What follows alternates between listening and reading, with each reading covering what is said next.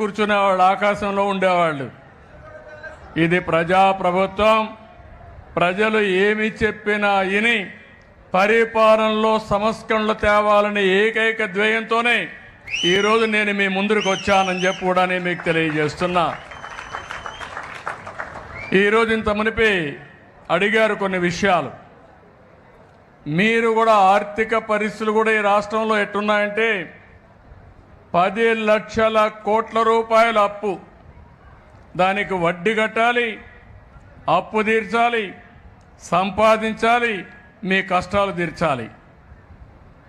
ఈరోజు అందుకే నేను చెప్పాను, అభివృద్ధి, సంక్షేమం, సుపరిపాలన, ఈ 3 ద్వారా ఈ రాష్ట్రాన్ని ముందుకు తీసుకుపోయే కార్యక్రమాన్ని చేశాం.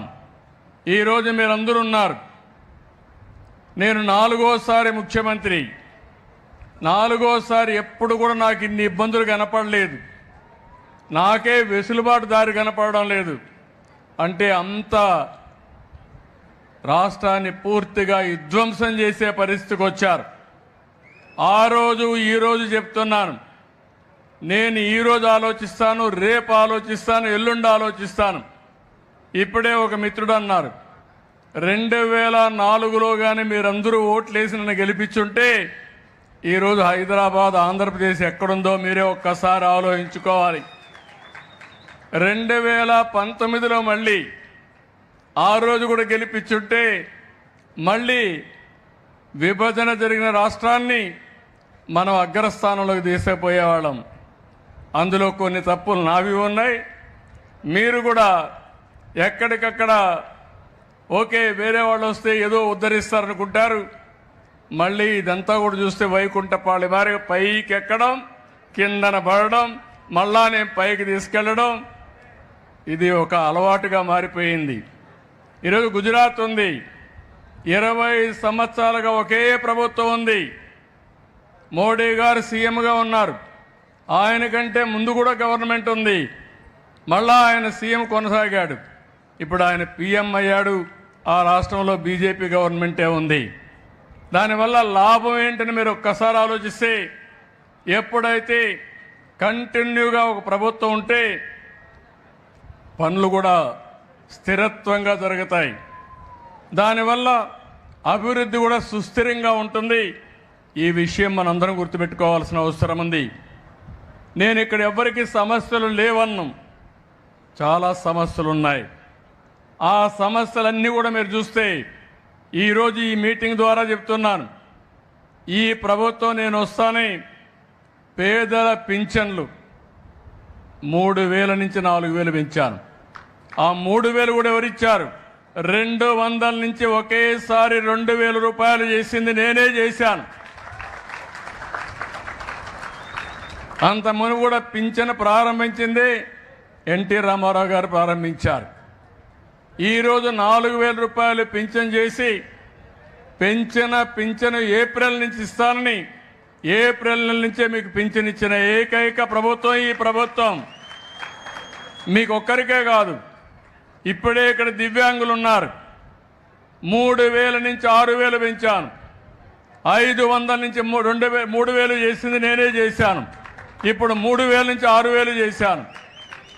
ఇప్పుడే ఇంకో పక్క ఎవరైతే కిడ్నీ పేషెంట్లు కానీ ఇలాంటి వాళ్ళు ఉంటే వాళ్ళకి 10,000 ఇచ్చాం. కొంతమంది ఇంట్లో లేయలేక బెడ్కే పరిమితం అయిపోతే అలాంటి వాళ్ళని మానవతా దృక్పథంతో చేయడానికి 15,000 రూపాయలు ఇస్తున్నాం. ఒక్క పింఛన్లోనే 33,000 కోట్ల రూపాయలు ప్రభుత్వానికి సంవత్సరానికి అవుతుంది. ఈ విషయం మీరు అందరూ గుర్తుపెట్టుకోవాల్సిన అవసరం ఉంది. ఏదేమైనా నేను మేమందరికీ హామీ ఇస్తున్నా, ఈ మీటింగ్ కూడా మనం వచ్చింది స్వచ్ఛ ఆంధ్రప్రదేశ్కి వచ్చాం. ఎవరైతే కాగితాలు ఉన్నాయో అవన్నీ తీసుకుంటా సానుకూలంగా మీ సమస్యలు పరిష్కారం చేయడానికి నేను అన్ని విధాలా ప్రయత్నం చేస్తానని వారందరికీ హామీ ఇస్తున్నా. ఈరోజు ఇంకో పక్కన మీరు చూస్తే ఈరోజు నేను వచ్చిన కార్యక్రమం ఆ పాప ఒక విషయం చెప్పింది, వాళ్ళకి తల్లికి బాగలేదని. అక్కడి నుంచి మనం ఒకసారి ఆలోచిస్తే మన ఆరోగ్యం ఎందుకు ఇబ్బందులు వస్తున్నాయి?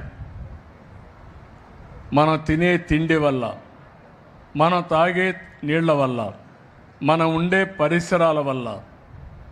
ఎప్పుడైతే అపరిశుభ్రమైన ప్రాంతాల్లో ఉంటున్నామో, మనం తినే తిండి కూడా ఇష్టానుసారంగా తెలిసి తెలియకుండా తింటున్నామో, అదేవిధంగా సరైన సమయంలో జాగ్రత్తలు తీసుకోకుండా పోయేదాని వల్ల ఒక్కొక్కరికి నేను ఎప్పుడు చూడలేదు కానీ కొన్ని డిసీజులు అయితే కోట్ల రూపాయలు ఖర్చు అయ్యే పరిస్థితి వస్తూ ఉంది.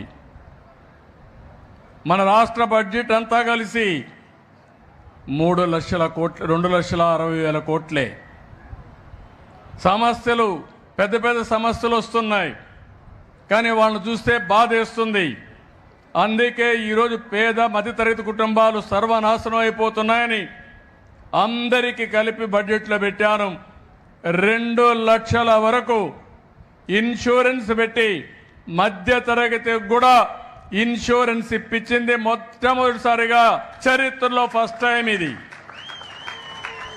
ఇంకొక పక్కన ఆరోగ్యశ్రీ కానీ సీఎం రిలీఫ్ కానీ కలిపి కొంతమంది అర్హులుంటే 25 లక్షల వరకు సహాయం చేయాలని ముందుకు పోతున్నామని చెప్పి కూడా నేను మీకు తెలియజేస్తున్నా. ఒక పక్క ఈ పనులు చేస్తున్నాయి. ఇక్కడ నేను వచ్చింది మీలో ఒక చైతన్యం తేవడానికి వచ్చాను. అది మీరు చూసినప్పుడు స్వర్ణాంధ్ర, స్వచ్ఛాంధ్ర 2047 ఇప్పుడే మిత్రుడు చెప్పాడు హైదరాబాద్ మీరు అభివృద్ధి చేశారని. ఇంకొక మిత్రుడు గారు మీరు 78లో ఇదే రోజున మార్చిలో మీరు ఎమ్మెల్యేగా అసెంబ్లీకి అడుగు పెట్టారని చెప్పారు.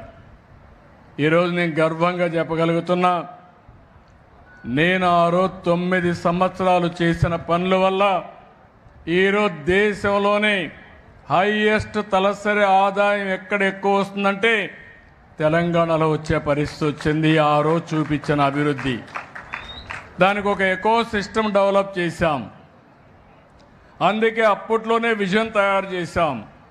ఇప్పుడు కూడా నేను ఒక విజన్ తయారు చేశాను. స్వర్ణాంధ్ర 2047. ఏదో 2047కి ఎట్టుంటుందో నేను చెప్పడం కాదు. ప్రతి సంవత్సరం మీ జీవితాల్లో మార్పు వచ్చిందా లేదా, మీ తలసరి ఆదాయం పెరిగిందా లేదా అనే దానికి ఒక స్పష్టమైన విధానం తీసుకున్నా. రాష్ట్రంలో ఏ విధంగా ఉండాలి, ఈరోజు 25-26కు వచ్చాం, 24-25 అయ్యింది. మీ తలసరి ఆదాయం చూస్తే 2 లక్షల